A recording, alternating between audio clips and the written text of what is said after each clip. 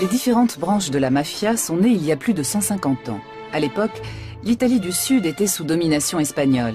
Dans cette société féodale et figée, seuls des individus prêts à tout, agissant en secret, avaient une chance de sortir du lot. La violence était leur seul langage. Aucun livre ne révèle pourquoi les mafias d'Italie du Sud se sont maintenues jusqu'à nos jours. Il se trouve même des membres du gouvernement italien pour prétendre qu'il faudrait s'arranger avec la mafia. Pourquoi ? Et comment se fait-il que la pieuvre soit si difficile à combattre? Actuellement, les mafias n'ont pas perdu un pouce de terrain. Au contraire, elles sont de plus en plus puissantes. L'Italie est l'un des plus grands pays d'Europe. Aujourd'hui encore, plus d'un tiers du pays est dominé, contrôlé et terrorisé par 3 grandes organisations criminelles.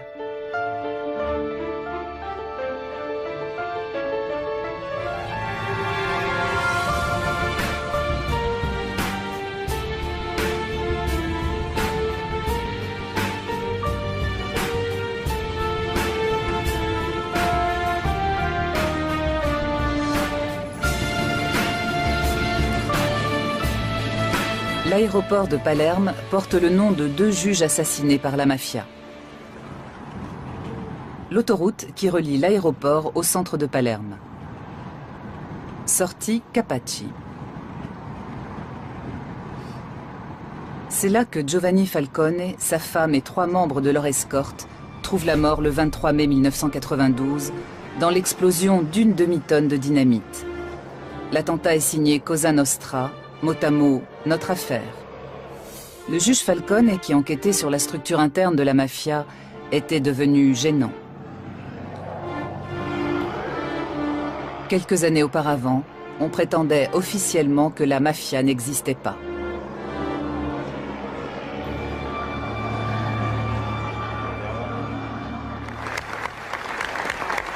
Au palais de justice de Palerme, on rend un dernier hommage aux victimes du massacre de Capaci. Des dizaines de magistrats, de policiers et de carabiniers, de journalistes et d'hommes politiques qui combattaient le pouvoir de la Cosa Nostra en Sicile ont été assassinés au cours des années 70 et 80. Avec Giovanni Falcone, l'Italie espérait terrasser définitivement la pieuvre. Mais après le massacre de Capaci, le combat semble perdu. Par la suite, les juges de Palerme se qualifieront eux-mêmes de cadavres ambulants. Le juge Paolo Borsellino, collègue et ami de Giovanni Falcone, se savait lui aussi menacé. Quelques mois plus tard, le 19 juillet 1992, Paolo Borsellino et son escorte sont victimes d'un attentat à la voiture piégée en plein centre de la capitale sicilienne. 9 ans plus tôt, le juge Rocco Chinnici et ses gardes du corps avaient subi le même sort, également à Palerme. Chinnici avait initié ses jeunes collègues Falcone et Borsellino à de nouvelles méthodes de lutte anti-mafia. Quand la mafia tue, le choix de la cible et la technique employée ont toujours valeur de message. En l'occurrence, le message signifiait « Gare à ceux qui s'imaginent pouvoir démasquer la mafia, ou pire la détruire. Ils seront anéantis au sens propre du terme. Il ne doit rien rester d'eux. Même leur souvenir sera effacé. » Rocco Chinnici connaissait bien la Sicile, son histoire et ses habitants. Il fut le premier à enquêter sur le flux d'argent occulte de la mafia. Sans lui et sans les magistrats qui l'a formé, nous ne saurions rien de la mafia. Sa fille Caterina est à son tour devenue magistrate.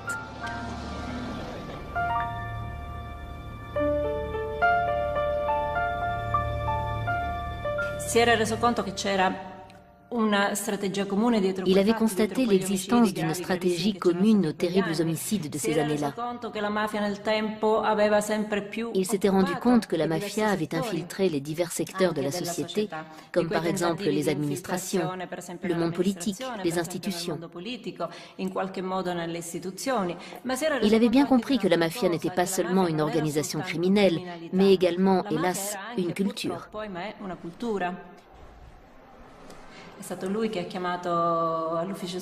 C'est lui qui a fait entrer dans le pool anti-mafia les magistrats Giovanni Falcone et Paolo Borsellino, qui sont des références pour nos autres magistrats. Pour moi, c'étaient des collègues, mais aussi des amis.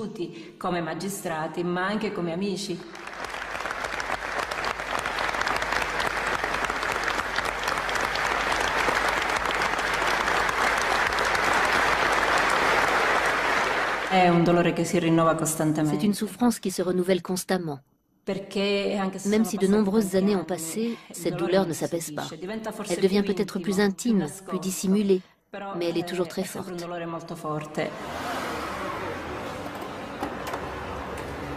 De nombreux juges antimafia sont placés sous protection rapprochée depuis plus de 20 ans.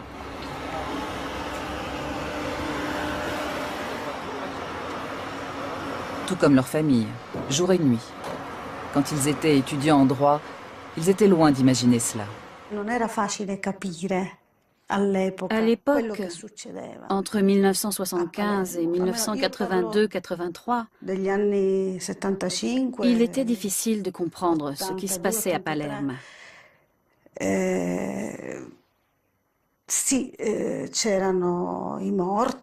Bien sûr, les assassinats étaient bien réels. Il arrivait tout ce que nous savons, mais on n'y comprenait rien, car la mafia était secrète. La mafia était juste derrière nous. Elle nous suivait de près, mais nous, on ne la voyait pas. Giovanni Falcone avait réussi à obtenir les aveux d'un boss de la mafia. Mais les déclarations du témoin principal n'avaient pas suffi à traîner l'organisation secrète devant les tribunaux.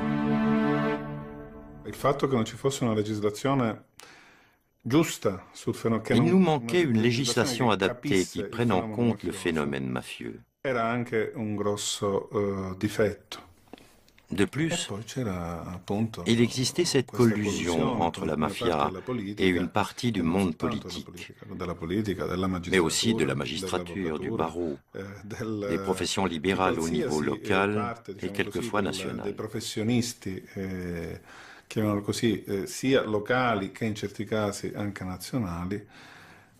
C'était ce fameux marécage dont parlait Falcone, qui rendait tout beaucoup plus difficile, plus dangereux. Le député Pio La Torre est assassiné en 1982. Avant sa mort, il avait déposé un projet de loi permettant de poursuivre toute personne ayant des liens avec la mafia et de confisquer les biens des mafieux condamnés. La loi n'entrera en vigueur qu'après le double meurtre du préfet de Palerme, le général Dalla Chiesa, et de sa jeune épouse.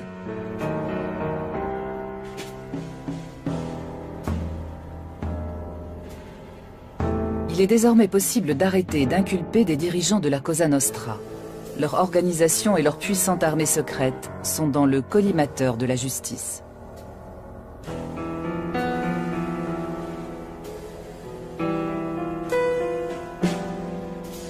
À la prison de Palerme, on construit une salle d'audience blindée, conçue pour résister à des tirs de roquettes.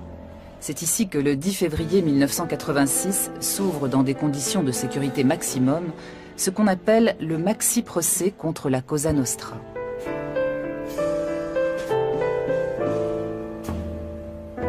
Plus de 400 chefs et membres de la mafia sont inculpés par les juges Falcone et Borsellino. Chefs d'entreprise influents, fonctionnaires, directeurs de banque et politiciens locaux côtoient des serveurs ou des mécaniciens. Ces derniers sont en réalité des tueurs professionnels. Toutes les tentatives de sabotage du procès échouent. Contre toute attente, le tribunal ne se laisse pas intimider.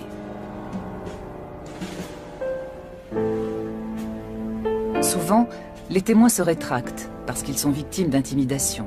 Et pour cause. Cela fait plus d'un siècle que la Cosa Nostra bénéficie d'une totale impunité.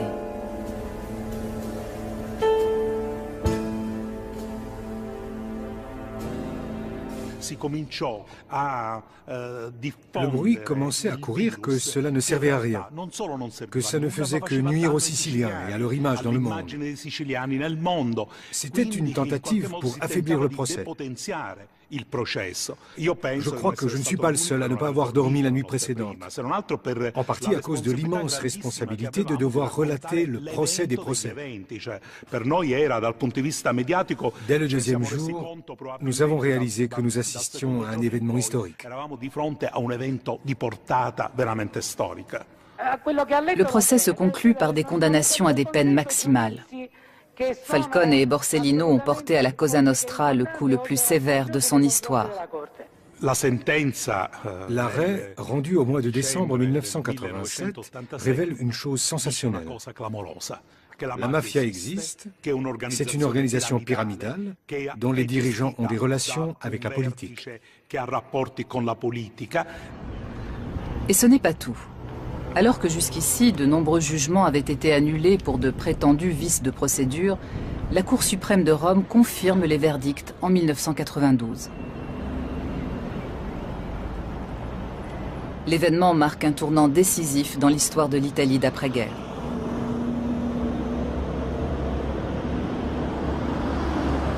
La réaction de la Cosa Nostra ne se fait pas attendre. L'organisation commence à faire le ménage dans ses propres rangs. Boss et politiciens chargés des contacts avec la démocratie chrétienne sont éliminés. Depuis la fin de la Deuxième Guerre mondiale, le parti avait pratiquement le monopole du pouvoir. Aujourd'hui, il est en pleine déliquescence. Falcone avait immédiatement compris. Il avait donné l'alerte, mais personne ne l'a écouté. Il avait dit « Le volcan est entré en éruption, désormais tout peut arriver ». Et en effet, les massacres de Capaci et de Via d'Amelio ont suivi, et lui-même et Borsellino ont été assassinés. En une année, la mafia a fait comprendre qu'elle détient toujours le contrôle total du territoire et de la vie de cette région. En 1993, un Sicilien sort de l'ombre. Il fonde le mouvement politique Forza Italia pour le compte de son ami, l'homme d'affaires milanais Silvio Berlusconi, qui n'a jamais révélé l'origine de son capital de départ. En 1994, Berlusconi devient président du Conseil.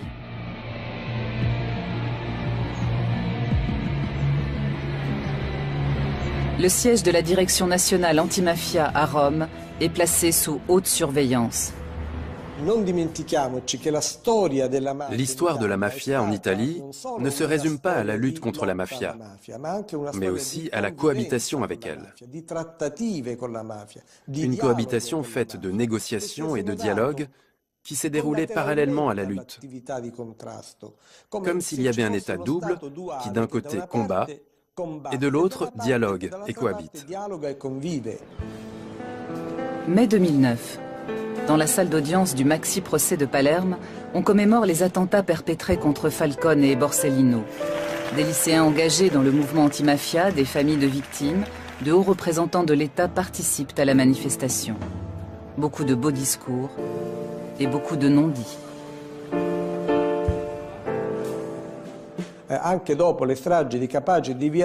Après les attentats de Capaci et de Via d'Amelio, de réelles négociations ont été engagées. Car, je le répète, le dialogue n'a jamais été rompu.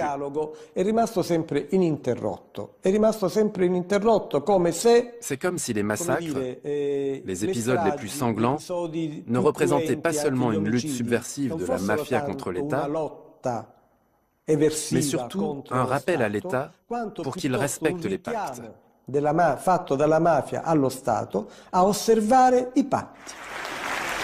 Un appareil d'État parallèle qui passe des accords avec la mafia. Que signifie cette allusion ?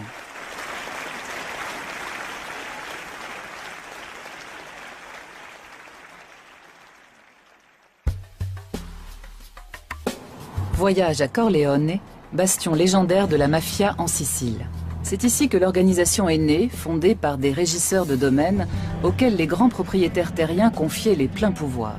Ces hommes étaient à la fois collecteurs d'impôts, vigiles armés et juges. Les mafieux les plus connus d'après-guerre sont originaires de la petite ville de Corleone. Luciano Liggio, Toto Riina, Bernardo Provenzano ou encore Vito Ciancimino, qui deviendra maire de Palerme. Après la Deuxième Guerre mondiale, le docteur Michele Navarra devient le chef tout-puissant de la mafia. Il n'hésite pas à tuer lui-même les témoins gênants, y compris des enfants.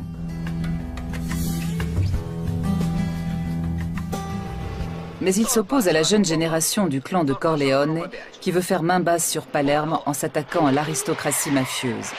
Après avoir éliminé Navarra, ses rivaux passent à l'attaque. Une attaque brutale et impitoyable. Au début des années 80, cette série de meurtres déclenchera à Palerme la guerre des mafias la plus sanglante de tous les temps.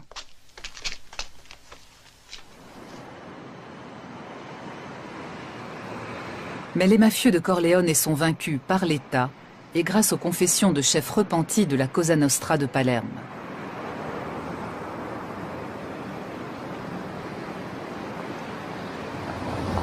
un centre international de documentation anti-mafia est créé à Corleone sur une idée de l'ancien maire de la ville.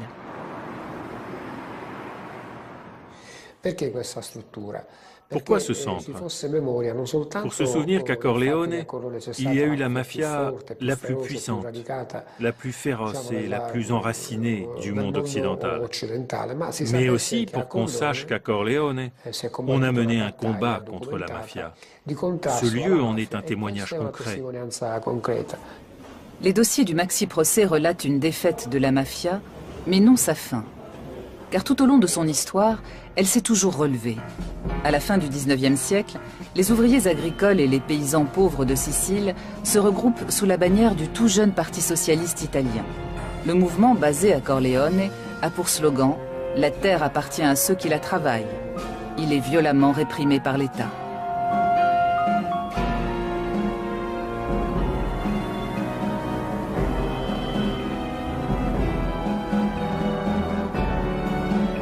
Les mafiosi reprennent dès lors leur rôle de gardiens de l'ordre au service des nobles et des grands propriétaires terriens.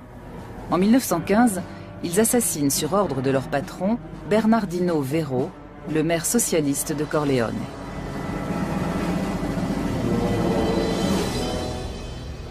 Dans le parc de Corleone, le buste de cet adversaire de la mafia est régulièrement la cible d'actes de vandalisme.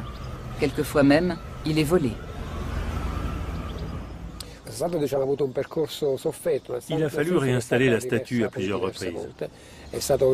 Elle a été plusieurs fois l'objet de vandalisme, parce que le personnage et l'œuvre de Bernardino Vero dérangent aujourd'hui encore la mafia de Corleone, qui est la plus ancienne mafia du fief.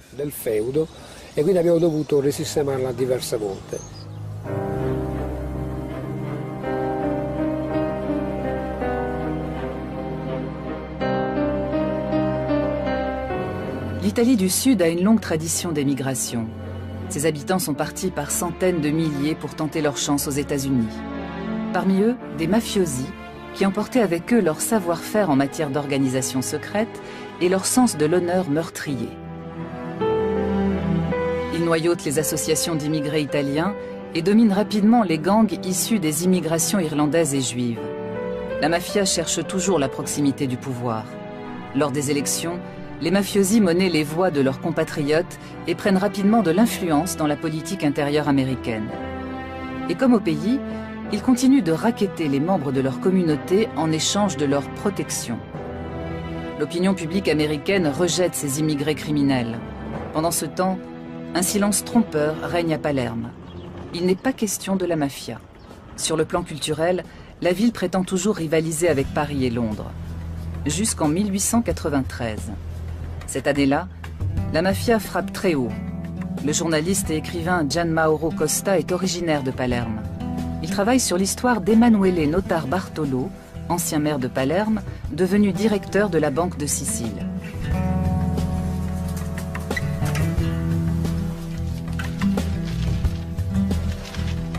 Le 1er février 1893, deux hommes assassinent Notar Bartolo dans un compartiment de train. Notar Bartolo avait découvert que des mafiosi et des notables volaient la Banque de Sicile.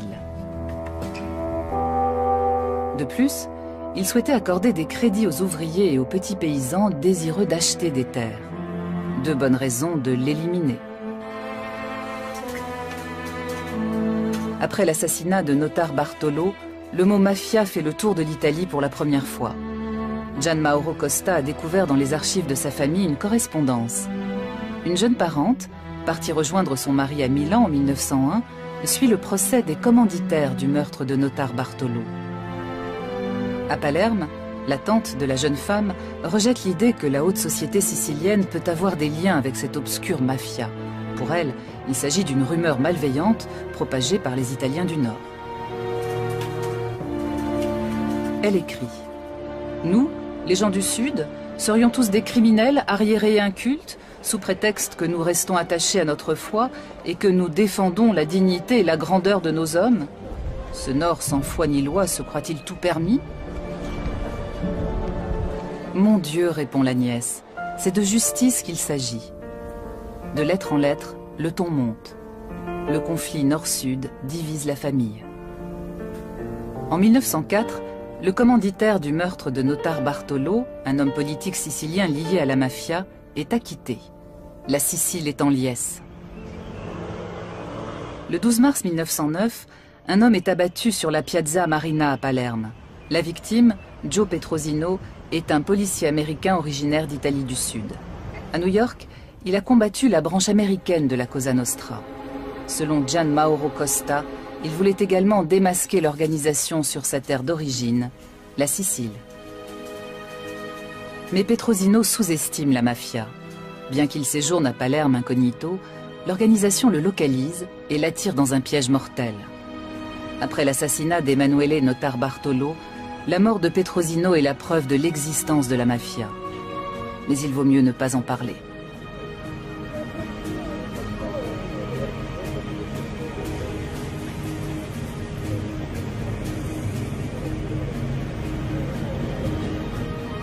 À New York, 200 000 personnes assistent aux funérailles du policier. Mais si Petrosino est mort, la mafia, elle, est bien vivante et de plus en plus puissante. Alors, il vaut mieux s'en accommoder. Une attitude qui perdure encore. Les crimes de la mafia ont longtemps été classés dans la catégorie délinquance de bandes organisées. La phrase ricorrente era si ammazzano tra di loro. On disait alors, ils se tuent entre eux. Cela ne représentait donc pas un danger pour la société, puisqu'il s'agissait de règlements de compte au sein même de la mafia. Et on n'avait donc pas à s'en soucier. Ce dont on ne se rendait pas compte, c'est que la culture de la mafia s'enracinait dans cette ville et corrompait tout. Quand la Première Guerre mondiale éclate, on resserre les rangs dans tous les pays. À la fin de la guerre, les bolcheviks ont pris le pouvoir en Russie et des partis communistes se créent en Europe occidentale. Pour les masses laborieuses d'Italie du Sud, c'est un nouvel espoir. Dans toute la Sicile, on assiste à une vague de grèves, de révoltes et d'occupation des terres. Andiamo! Andiamo!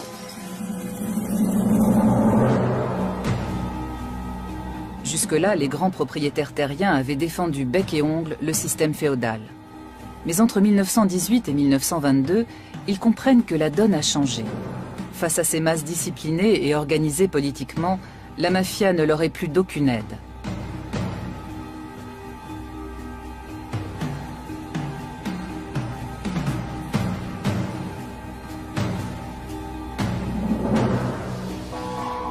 La dictature fasciste de Benito Mussolini met alors brutalement fin à toute forme de mouvement social. Le Duce ne supporte pas l'idée d'une Italie sous-développée. Il entreprend une modernisation radicale de l'Italie du Sud pour prouver la supériorité de son système. Il fait mécaniser des fermes, construire des cités modèles et ouvrir des écoles de prestige. Cependant, Mussolini ne touche pas au pouvoir des grands propriétaires terriens de Sicile. Quant à la mafia, il ne tient pas compte de son existence. Quand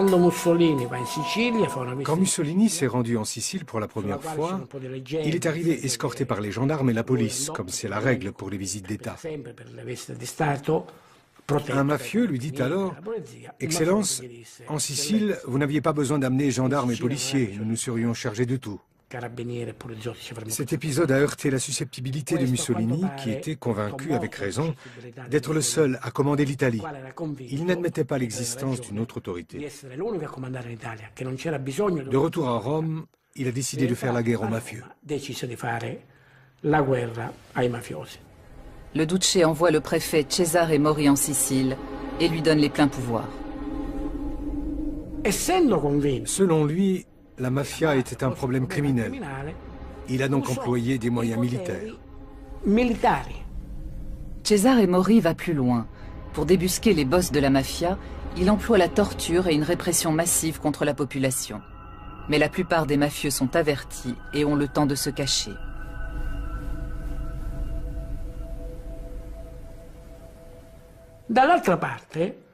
En observant la situation sicilienne, Mori comprend que les mafieux ne sont pas que des gardes privés ou des hommes de main, mais qu'ils portent la chemise noire et qu'ils sont donc fascistes eux aussi. Alors il fait pression sur le parti fasciste national. Suite à cela, il est rappelé à Rome et nommé sénateur. Le régime ne parle plus de mafia et la mafia continue d'exister pendant la période fasciste. Mussolini est renversé en juillet 1943. L'idéologie fasciste et son empire usurpé s'effondrent. Les mafias d'Italie du Sud ont à nouveau le champ libre. Leur âge d'or commence.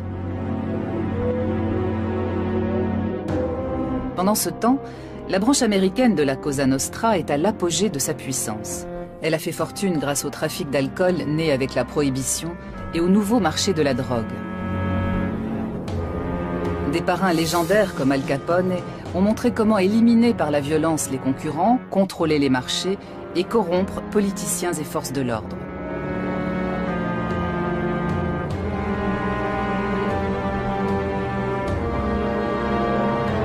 L'un de ses parrains survit miraculeusement à un règlement de compte. Cette chance lui vaudra le surnom de Lucky Luciano. Pour éliminer tous les gangs rivaux, y compris les communautés italiennes organisées, il est encore plus violent que son modèle Al Capone. Il s'allie à Meyer Lansky, chef de la mafia juive. Avec des complicités de toutes origines, ils mettent la main sur les activités illicites les plus rentables du pays.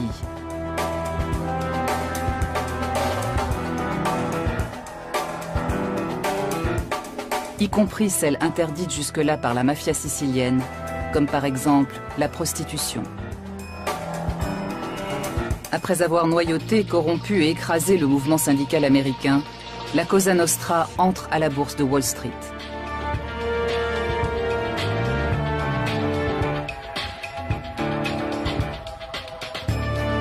Pour les masses qui se retrouvent au chômage après la crise de 29, elle est l'un des seuls employeurs encore solvables. Dans ce contexte, l'État américain charge la mafia de mettre fin à des actes de sabotage dans le port de New York. Pour finir, les services secrets de la marine américaine contactent Lucky Luciano, alors condamné à une longue peine de prison. Les Alliés préparent le débarquement de Sicile. Ils chargent Luciano d'organiser les contacts avec les chefs de la mafia. Les militaires ne font pas la fine bouche. Au fond, puisque Mussolini les a persécutés, les mafiosi ne sont-ils pas des antifascistes? De plus, ils sont farouchement anticommunistes. Après avoir débarqué en Italie du Sud, les Alliés ont besoin d'une situation stable, sans agitation sociale, pour pouvoir continuer leur progression vers le nord. Ils s'appuient donc sur des chefs mafieux, comme par exemple le parrain Carlo Vizzini. En juillet 1943, le débarquement allié en Sicile commence par une violente offensive aérienne.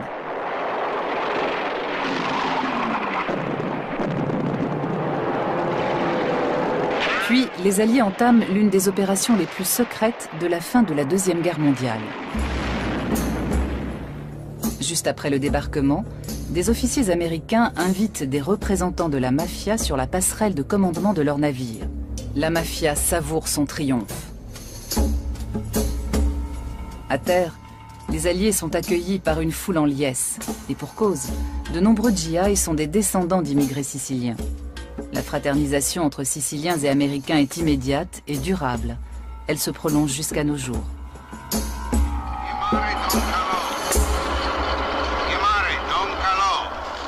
Don Carlo Vizzini, le parrain des parrains, est l'homme de la situation. Sous des dehors mal dégrossis, il joue un rôle clé dans toutes les activités lucratives de l'île. Sa famille compte quelques membres du clergé. Il est en contact direct avec le cardinal et donc avec le Vatican. Du coup, les gens simples de la campagne le considèrent presque comme un saint. Quand les Américains l'invitent dans leur quartier général, il est adulé comme un dieu.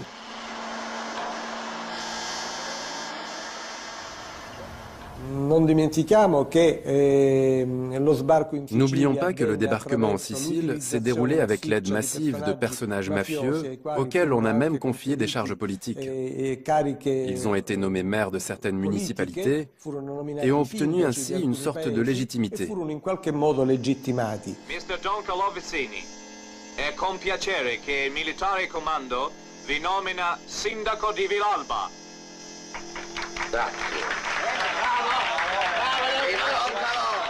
Naples est libérée en octobre 1943.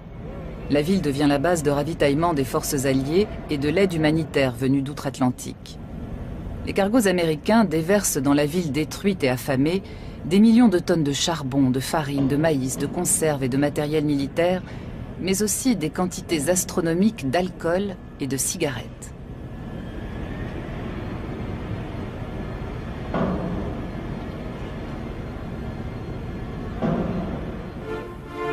L'avocat américain Charles Poletti, issu d'une famille de la région, est nommé gouverneur militaire de l'Italie du Sud occupée. Comme d'autres militaires haut placés, il s'enrichit grâce au marché noir des cigarettes américaines. Les Américains disposaient de plus de denrées, de cigarettes, de nourriture qu'ils n'en consommaient. Et les Napolitains sortaient de la guerre, appauvris et sans ressources. Les surplus américains étaient vendus au marché noir aux contrebandiers. La marchandise de contrebande provenait donc des Américains.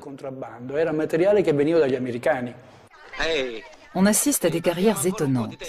Vito Genovese, recherché pour meurtre aux États-Unis, fait du trafic de cigarettes américaines à grande échelle. Il a d'excellentes relations avec Charles Poletti.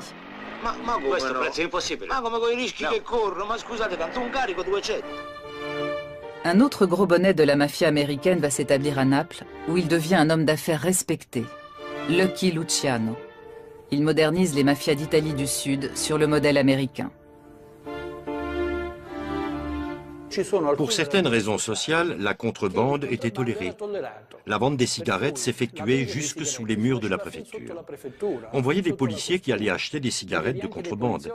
Il ne semblait pas y avoir de mal à cela.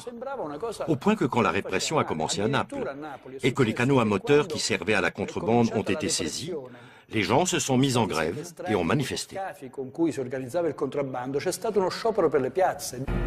À Naples, la mafia fait des affaires florissantes. En Sicile, elle cherche à s'établir sur le terrain politique. Juste après la guerre, les partis communistes et socialistes mobilisent de plus en plus de monde en faveur de la réforme agraire, nécessaire depuis longtemps. Ils réclament en plus l'abolition de la monarchie au profit d'un État républicain. La plupart des barons locaux et des grands propriétaires terriens redoutent l'avènement d'une république populaire de type socialiste. Une nouvelle fois, la mafia est mise à contribution pour contrer la gauche et les syndicats. Mais la violence à elle seule ne suffit plus à contenir les revendications de réforme.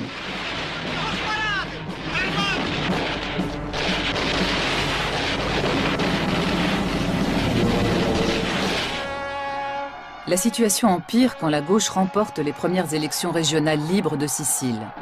Le 1er mai 1947, une fête populaire est organisée dans la vallée de Portella della Ginestra, dans l'arrière-pays sicilien.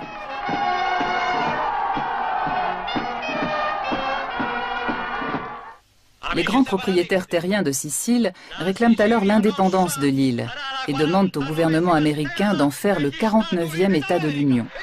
Mais avant cela, il faut stopper la progression de la gauche, par n'importe quel moyen. La mafia en fera son affaire.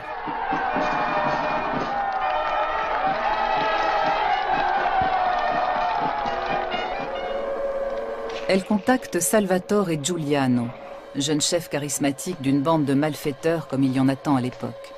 Il est chargé de donner une leçon à la gauche et à ses électeurs siciliens. Un bain de sang rendra ses dirigeants plus dociles et fera passer à la population l'envie de suivre ses mots d'ordre. Les auteurs du massacre du 1er mai 1947 tirent sur des femmes et des enfants. Ils ne seront jamais identifiés avec certitude.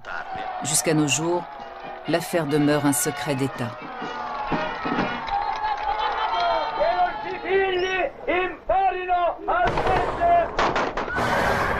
Le bilan est lourd. 11 morts, dont 4 enfants, et plus de 30 blessés graves.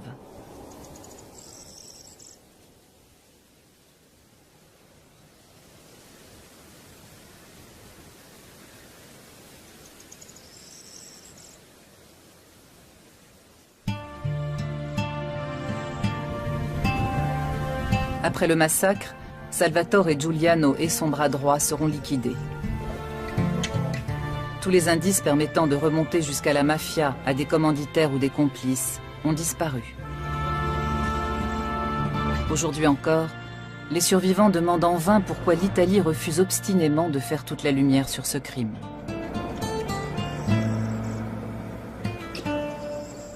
Maman a tout de suite été touchée. Elle n'a pas dit un mot. Elle a mis sa main comme ça. En me retournant, j'ai vu le sang couler de son nez et de sa bouche. J'ai dit, « Maman, c'est quoi ce sang ?» Elle a levé les yeux sans rien dire. On l'a soutenue tant qu'on a pu. Quand ça n'a plus été possible, on l'a étendue par terre. Nous étions couverts de sang. Puis peu après, ils ont recommencé à tirer. En rentrant chez nous, nous avons rencontré mon frère. Il a dit, « Papa, ils ont tué le cheval. » Nous avons répondu en pleurant, « Ils ont fait pire. Ils ont tué maman. » Il a mis sa main comme ça, sans un mot, sans une larme. Nous, gens de gauche, on nous surveillait comme des délinquants. Ces gens-là, ils ont tiré sur des honnêtes gens pour soutenir les délinquants. Et nous voulons savoir d'où cela est venu. Avant de mourir, je voudrais connaître la vérité sur Portella della Ginestra.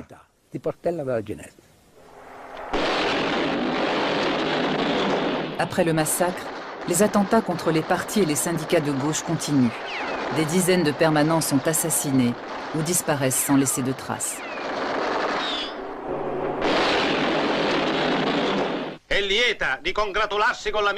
Des chefs mafieux comme Genco Russo se lancent dans la politique.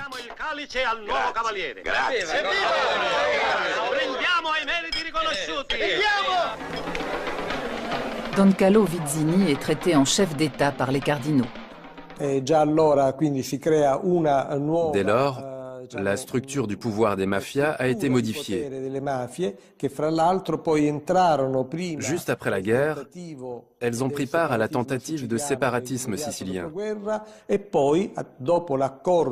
Puis, après l'accord de 1948 avec la démocratie chrétienne, elles ont renié le séparatisme et sont entrées librement dans l'État italien, avec des connexions dans les partis au pouvoir de la République naissante. Di potere della nuova Repubblica. Il cavaliere Giuseppe Genco Russo è l'uomo che farà gli interessi dei Mussumeli. Concittadini, votate il numero 8 della lista della Democrazia Cristiana. Votate Genco Russo. 20 ans plus tard, en 1968, une nouvelle tempête éclate. Le système démocrate chrétien vacille sur ses bases. On parle même de coup d'État militaire. Pour faire tourner son industrie, l'Italie du Nord a fait venir du Mezzogiorno des milliers de jeunes ouvriers pour les exploiter sans vergogne. À présent, ils se révoltent massivement, soutenus par les étudiants de gauche. Dans le sud, la contestation dénonce le pillage et l'appauvrissement de la Calabre, l'un des bastions historiques de la mafia. Sur son territoire, l'Ndrangheta calabraise parvient à canaliser la révolte au mieux de ses intérêts. Mais entre 1968 et 1970, la démocratie chrétienne, la mafia et l'Église catholique voient vaciller le système qui leur permet de se partager le pouvoir. Dans le secret d'une loge maçonnique, elle prépare le passage de la démocratie à un système autoritaire, avec un président tout-puissant. Elles ont le soutien des services secrets américains qui s'intéressent de près à l'Italie, membre de l'OTAN. Objectif, neutraliser les communistes, les syndicats et l'ensemble de la gauche, et prendre le contrôle de la presse, de la radio et de la télévision. L'homme fort de la loge P2 s'appelle Licio Gelli. Il a des relations avec la présidence américaine et les parrains de la mafia. À l'apogée de son pouvoir, l'homme de l'ombre commande aux services secrets italiens, à une partie des carabiniers et de l'armée. Parmi les membres de la loge secrète, on trouve le nom d'un entrepreneur milanais, un certain Silvio Berlusconi.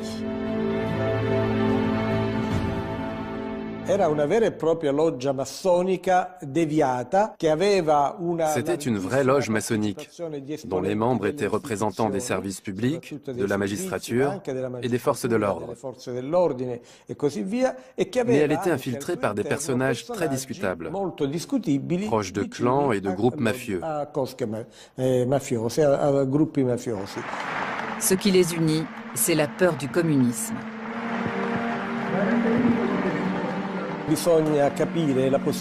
Il faut comprendre la position de l'Italie pendant les années de la guerre froide. Ses frontières touchaient aux deux blocs. Son parti communiste était le plus fort d'Europe. Elle représentait donc un risque pour le bloc occidental. Un passage au socialisme de l'Italie aurait représenté un grave problème pour l'OTAN et pour l'équilibre mondial. Pendant cette période, les mafias étaient indispensables au maintien des équilibres, grâce à leur anticommunisme, surtout dans l'Italie méridionale.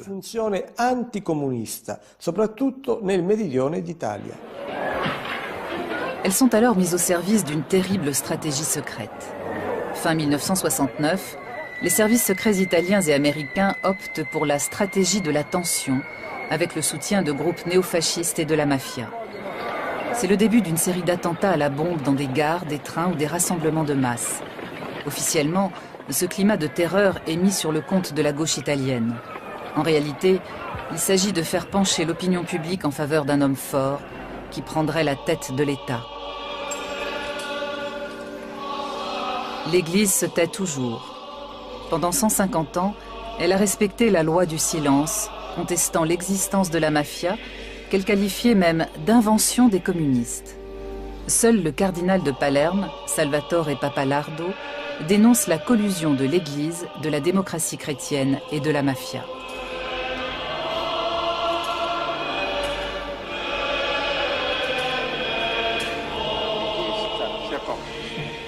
S'il est un homme politique qui nie toute implication, c'est Giulio Andreotti.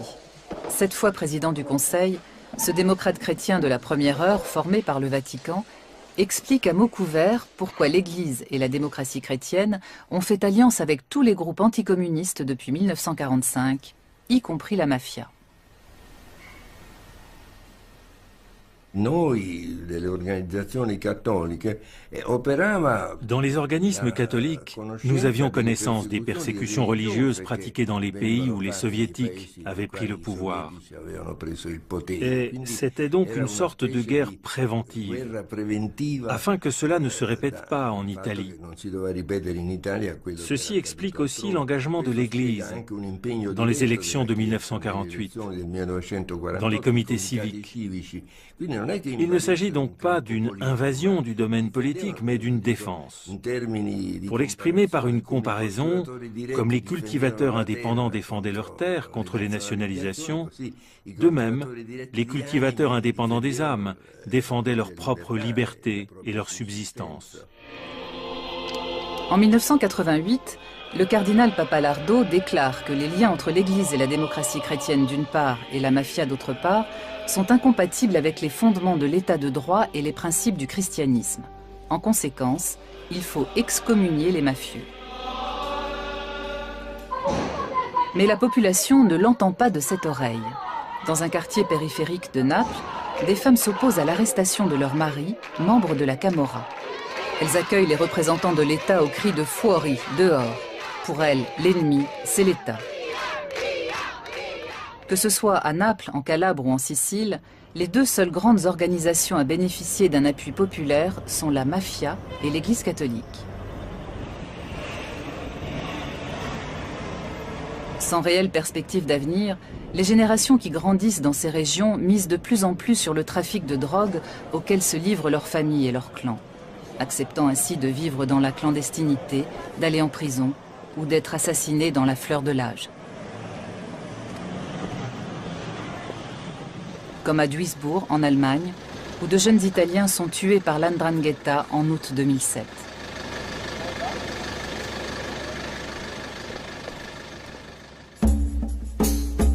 L'existence de l''Ndrangheta calabraise a longtemps été ignorée, puis largement sous-estimée.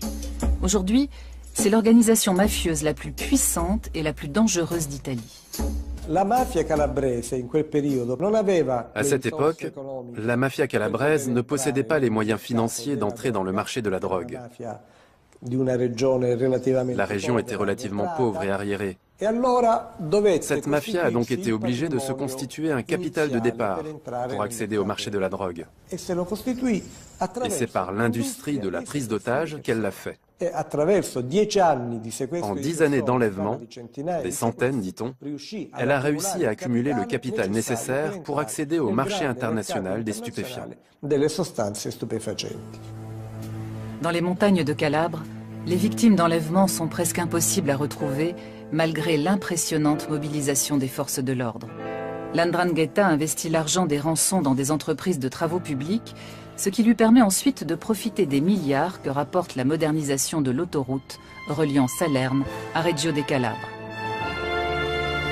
L'Ndrangheta est profondément ancrée dans le catholicisme, à tel point que les chefs de clan se réunissent chaque année dans un lieu de pèlerinage des montagnes de l'Aspromonte. Si l'organisation étend ses ramifications dans le monde entier, ce n'est pas seulement dû à l'émigration, mais aussi à la volonté délibérée des clans. L'Ndrangheta n'est pas restée ici, à Africo, ni à San Luca ou à Plati. Des membres des clans ont été transférés, comme des filiales, dans les régions du Nord ou à l'étranger. L'Ndrangheta est l'unique organisation mafieuse italienne à posséder 2 ou 3 sièges. Le cœur et le cerveau sont ici, à Africo, mais l'autre partie d'Africo se trouve à Milan ou à l'étranger, où elle manipule d'incroyables quantités de drogue. Il faut considérer Africo dans sa dimension nationale et internationale si on veut comprendre ce qu'ont réussi à faire ces gens-là.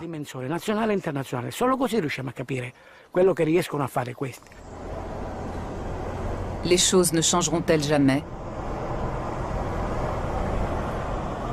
En Italie, la résistance contre le système mafieux s'organise, mais les résultats sont encore maigres. Ici, on peut lire « La mafia souille la Sicile ». C'est ce qu'on dit. C'est écrit sur l'affiche. Je n'ai pas encore lu cette affiche. C'est ce qui est écrit, c'est vrai ou non? Non, non. Sans la présence aussi importante de la mafia, votre vie serait-elle meilleure ou pire?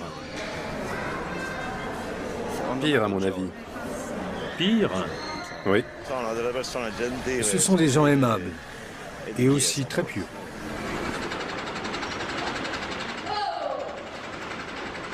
Avec un chômage avoisinant les 70%, des centaines de milliers de personnes ne peuvent compter que sur les revenus du trafic de drogue et d'autres activités illégales. Les fonds publics sont détournés par un petit nombre, avec comme conséquence des déchets toxiques déversés dans des décharges sauvages ou dans la mer, des immeubles qui tombent en ruine, des côtes polluées et des sites naturels uniques dont on vantait déjà la beauté dans l'Antiquité, noyés sous des tonnes de béton. Ceux qui aspirent à une vie indépendante et tentent de s'affranchir de ce système criminel sont victimes de représailles. Dans ces conditions, toute évolution de la société est impossible. Tout espoir d'amélioration demeure lettre morte. Exemple, cette clinique de luxe servant à blanchir de l'argent sale. Construite par des hommes de paille avec de l'argent mafieux, elle a été saisie par la justice. Elle était censée attirer de riches patients, mais aussi encaisser des subventions permettant de financer des soins coûteux.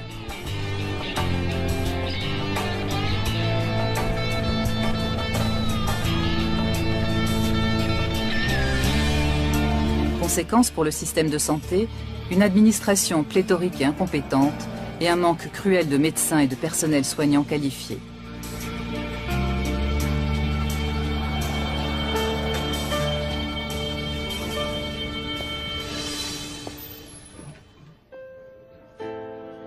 Résultat, des services entiers doivent être fermés dans les hôpitaux.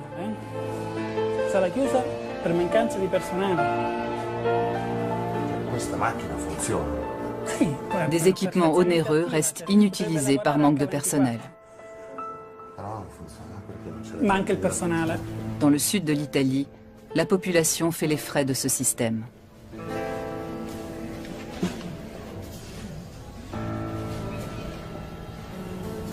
À la direction de la lutte anti-mafia, on ne se fait pas d'illusions.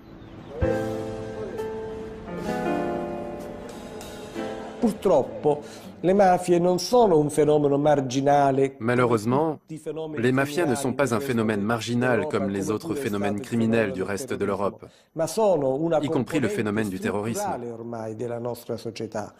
Elles sont désormais une composante structurelle de notre société, une composante indispensable même, puisqu'elles sont l'interlocuteur nécessaire pour toutes les politiques menées par l'État en Italie du Sud.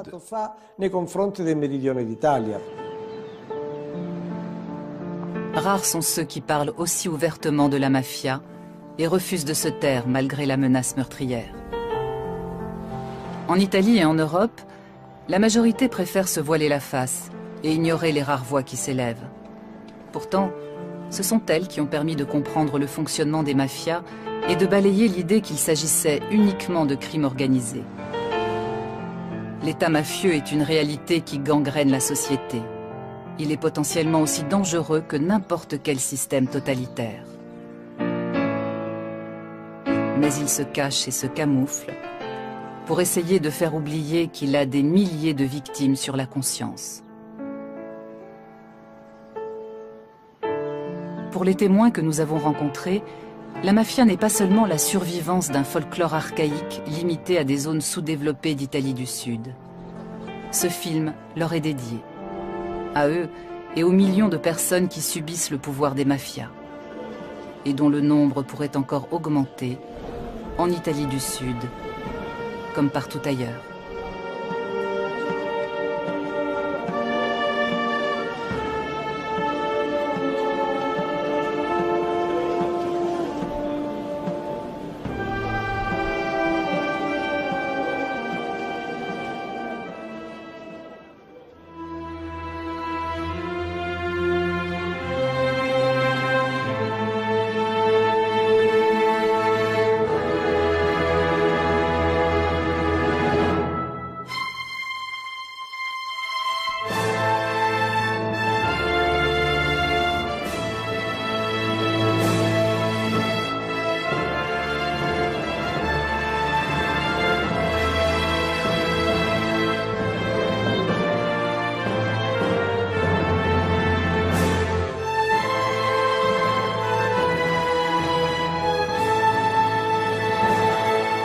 Il fut le premier à enquêter sur le flux d'argent occulte de la mafia. Sans lui et sans les magistrats qui l'a formé, nous ne saurions rien de la mafia. Sa fille Caterina est à son tour devenue magistrate.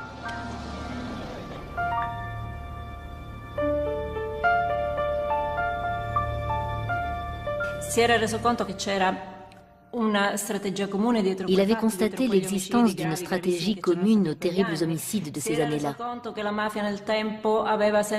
Il s'était rendu compte que la mafia avait infiltré les divers secteurs de la société, comme par exemple les administrations, le monde politique, les institutions. Il avait bien compris que la mafia n'était pas seulement une organisation criminelle, mais également, hélas, une culture.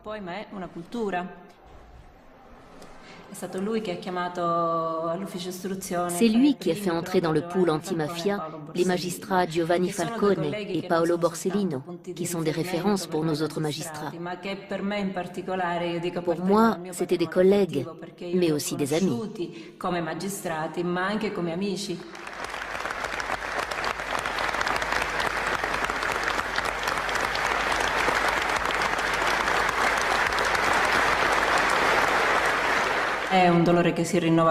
C'est une souffrance qui se renouvelle constamment. Même si de nombreuses années ont passé, cette douleur ne s'apaise pas. La beauté dans l'Antiquité, noyée sous des tonnes de béton. Ceux qui aspirent à une vie indépendante et tentent de s'affranchir de ce système criminel sont victimes de représailles. Dans ces conditions, toute évolution de la société est impossible. Tout espoir d'amélioration demeure lettre morte. Exemple, cette clinique de luxe servant à blanchir de l'argent sale. Construite par des hommes de paille avec de l'argent mafieux, elle a été saisie par la justice. Elle était censée attirer de riches patients, mais aussi encaisser des subventions permettant de financer des soins coûteux.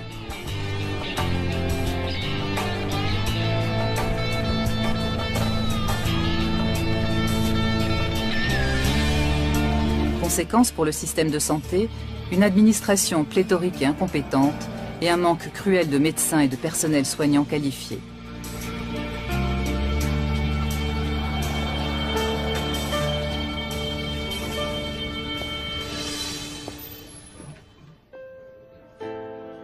Résultat, des services entiers doivent être fermés dans les hôpitaux.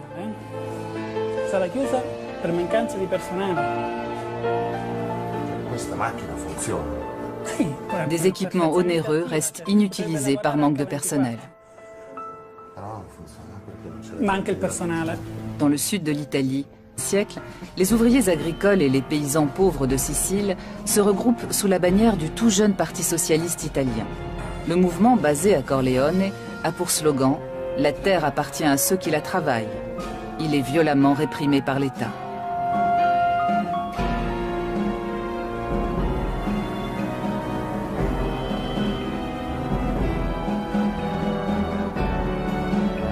Les mafiosi reprennent dès lors leur rôle de gardiens de l'ordre au service des nobles et des grands propriétaires terriens. En 1915, ils assassinent sur ordre de leur patron, Bernardino Vero, le maire socialiste de Corleone.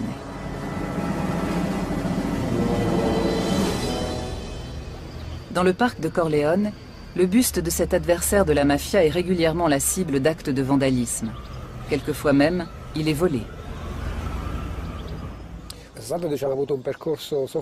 Il a fallu réinstaller la statue à plusieurs reprises. Elle a été plusieurs fois l'objet de vandalisme, parce que le personnage et l'œuvre de Bernardino Vero dérangent aujourd'hui encore la mafia de Corleone, qui est la plus ancienne mafia du fief.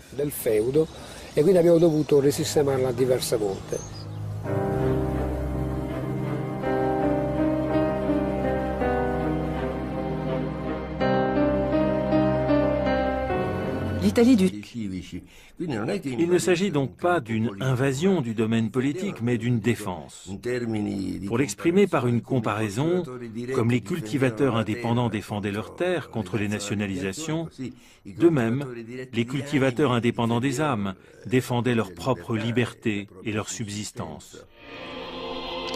En 1988, le cardinal Pappalardo déclare que les liens entre l'Église et la démocratie chrétienne d'une part et la mafia d'autre part sont incompatibles avec les fondements de l'état de droit et les principes du christianisme.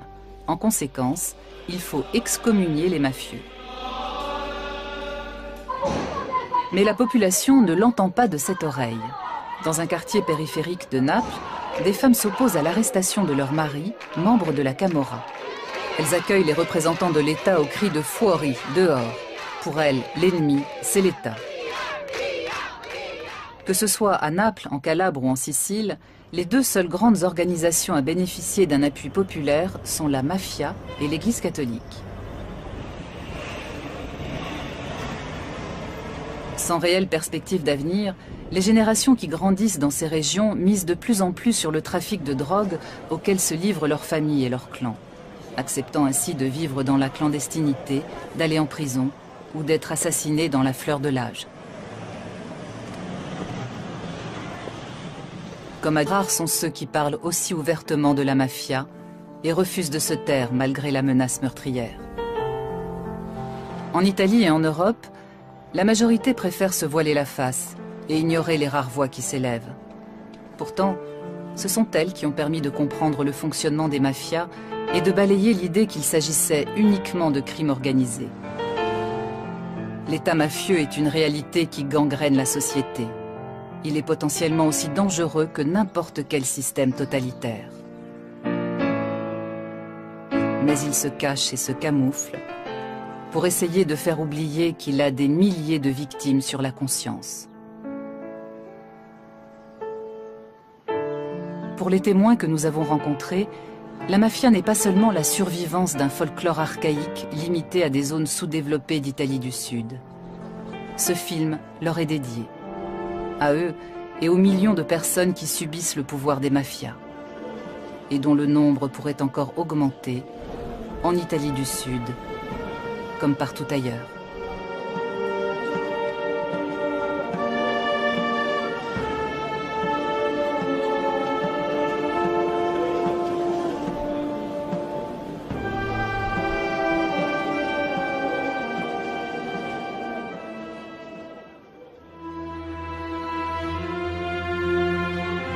puissants. Elles ont le soutien des services secrets américains qui s'intéressent de près à l'Italie, membre de l'OTAN. Objectif, neutraliser les communistes, les syndicats et l'ensemble de la gauche, et prendre le contrôle de la presse, de la radio et de la télévision. L'homme fort de la loge P2 s'appelle Licio Gelli. Il a des relations avec la présidence américaine et les parrains de la mafia. À l'apogée de son pouvoir, l'homme de l'ombre commande aux services secrets italiens, à une partie des carabiniers et de l'armée. Parmi les membres de la loge secrète, on trouve le nom d'un entrepreneur milanais, un certain Silvio Berlusconi.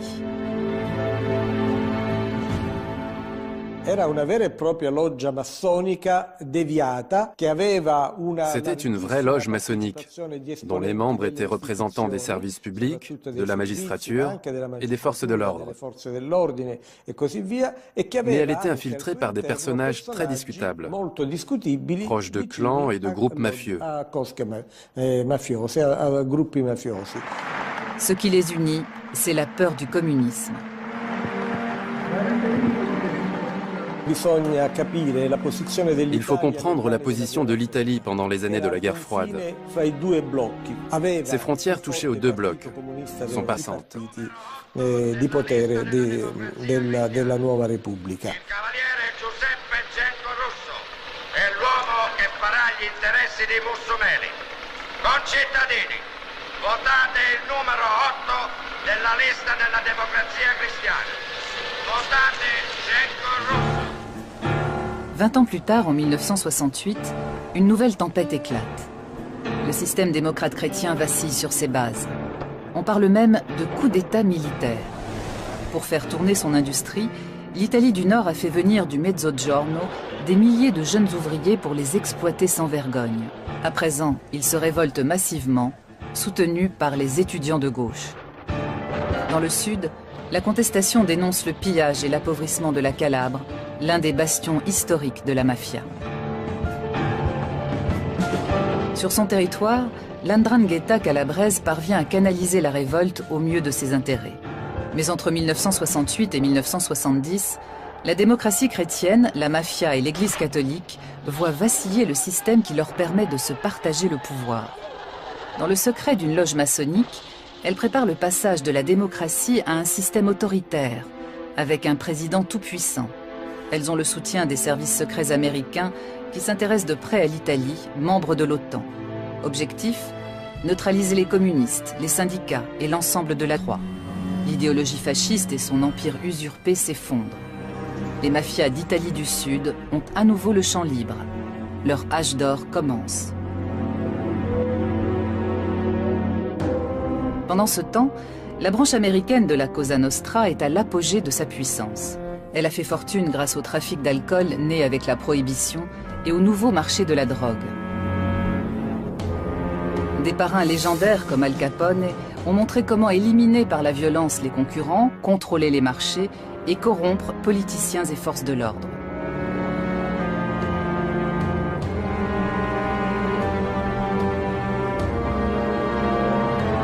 L'un de ses parrains survit miraculeusement à un règlement de compte. Cette chance lui vaudra le surnom de Lucky Luciano. Pour éliminer tous les gangs rivaux, y compris les communautés italiennes organisées, il est encore plus violent que son modèle Al Capone. Il s'allie à Meyer Lansky, chef de la mafia juive. Avec des complicités de toutes origines, ils mettent la main sur les activités illicites les plus rentables du pays.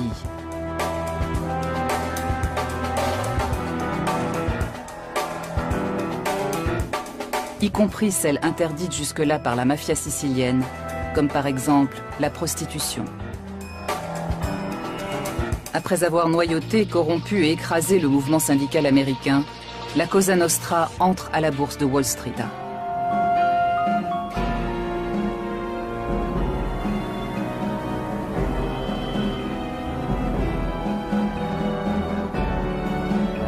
Les mafiosi reprennent dès lors leur rôle de gardiens de l'ordre au service des nobles et des grands propriétaires terriens.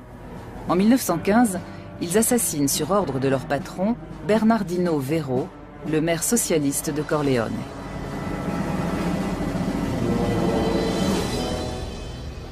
Dans le parc de Corleone, le buste de cet adversaire de la mafia est régulièrement la cible d'actes de vandalisme.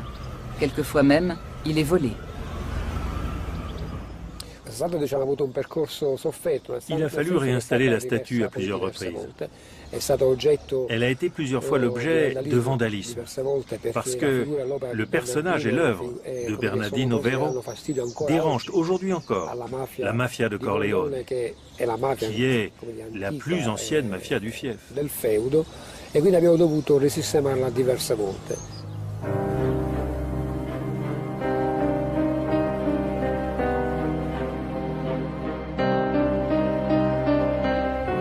L'Italie du Sud a une longue tradition d'émigration. Ses habitants sont partis par centaines de milliers pour tenter leur chance aux États-Unis. Parmi eux, des mafiosi qui emportaient avec eux leur savoir-faire en matière d'organisation secrète et leur sens de l'honneur meurtrier. Vendu au marché noir aux contrebandiers. La marchandise de contrebande provenait donc des Américains. On assiste à des carrières étonnantes. Vito Genovese, recherché pour meurtre aux États-Unis, fait du trafic de cigarettes américaines à grande échelle. Il a d'excellentes relations avec Charles Poletti.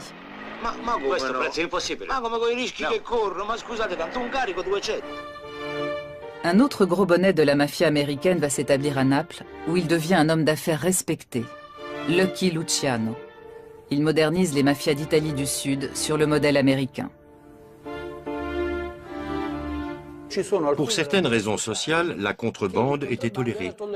La vente des cigarettes s'effectuait jusque sous les murs de la préfecture.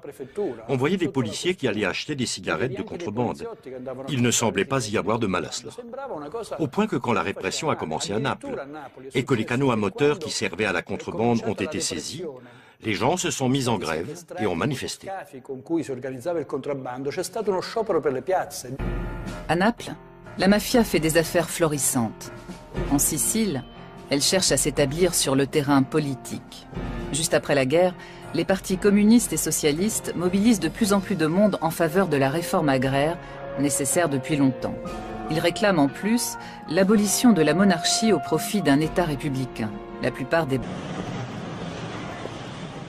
Comme à Duisbourg, en Allemagne, où de jeunes Italiens sont tués par l'Andrangheta en août 2007.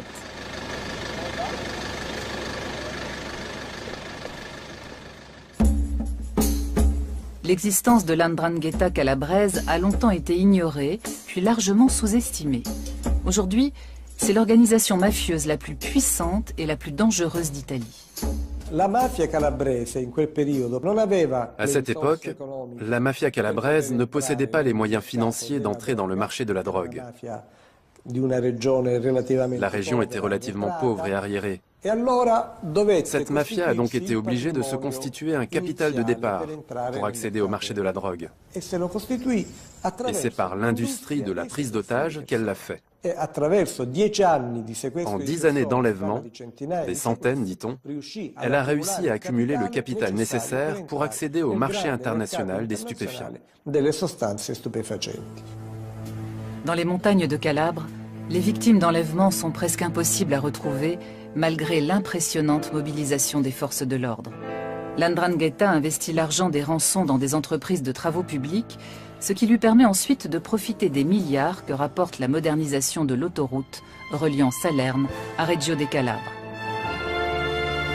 L'Andrangheta est profondément ancrée dans le catholicisme. Sacre, les attentats contre les partis et les syndicats de gauche continuent. Des dizaines de permanents sont assassinés ou disparaissent sans laisser de traces.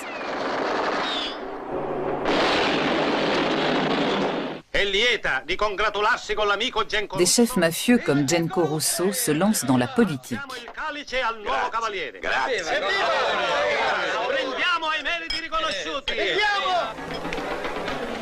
Don Carlo Vizzini est traité en chef d'État par les cardinaux. Dès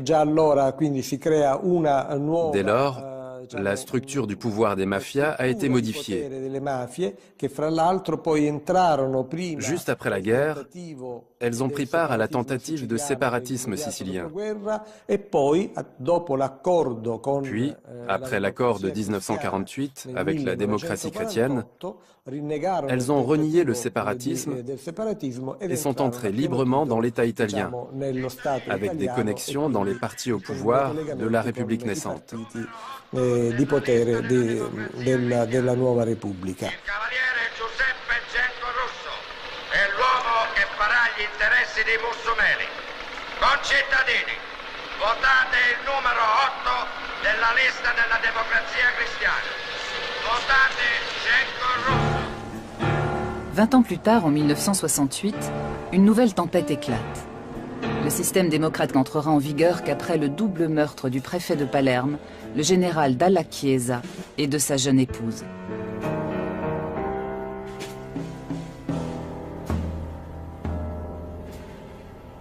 Il est désormais possible d'arrêter et d'inculper des dirigeants de la Cosa Nostra.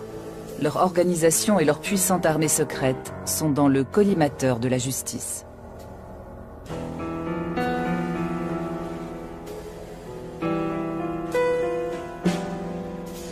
À la prison de Palerme, on construit une salle d'audience blindée, conçue pour résister à des tirs de roquettes.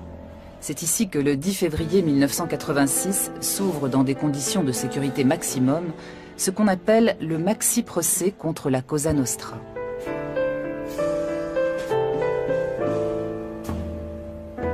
Plus de 400 chefs et membres de la mafia sont inculpés par les juges Falcone et Borsellino. Chefs d'entreprise influents, fonctionnaires, directeurs de banques et politiciens locaux côtoient des serveurs ou des mécaniciens. Ces derniers sont en réalité des tueurs professionnels.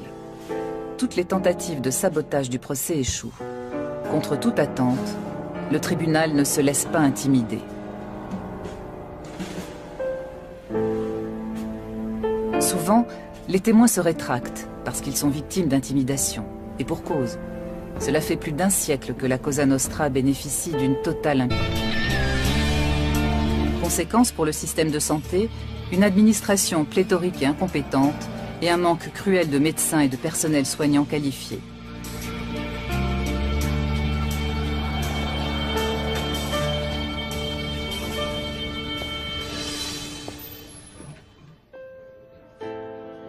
Résultat, des services entiers doivent être fermés dans les hôpitaux. Sarà chiusa per mancanza di personale. Des équipements onéreux restent inutilisés par manque de personnel. Manca il personale. Dans le sud de l'Italie, la population fait les frais de ce système.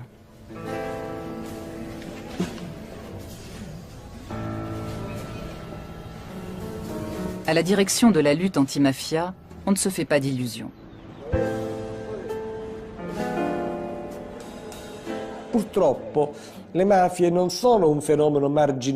Malheureusement, les mafias ne sont pas un phénomène marginal comme les autres phénomènes criminels du reste de l'Europe, y compris le phénomène du terrorisme. Elles sont désormais une composante structurelle de notre société, une composante indispensable même, puisqu'elles sont l'interlocuteur nécessaire pour toutes les politiques menées par l'État en Italie du Sud.